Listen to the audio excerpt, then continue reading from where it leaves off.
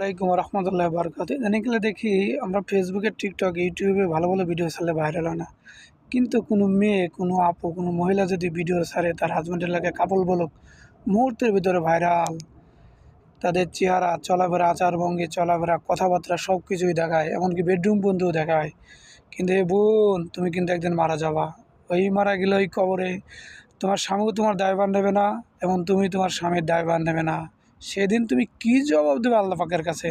হ্যাঁ, তুমি পর্দাশীল হয়ে থাকো, নামাজ কালাম পড়ো, তুমি টিকটক করো, ইউটিউব করো, ভিডিও ছাড়ো, দেখবে তোমার ভিডিওগুলো আরও বেশি বেশি ভাইরাল হবো। বুঝছো? ইসলাম প্রচার আরও বেশি বেশি হবে।